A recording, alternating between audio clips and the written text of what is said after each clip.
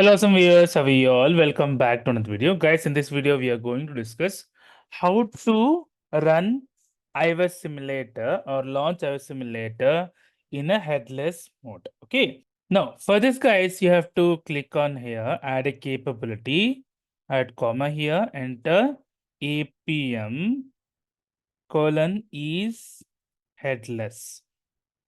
So is headless, you have to write equal to true. You have to just give, save this, save.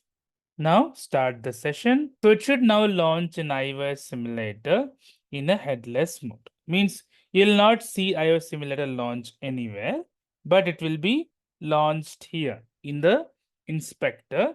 And also you can run the test like this itself. It has now launched the iOS simulator. So without launching the actual simulator, we can now test here, and it will be very helpful while doing the test during CI/CD. Hope you like the video, guys. If you like the video, please click on like. If you're a new viewer, please click on subscribe.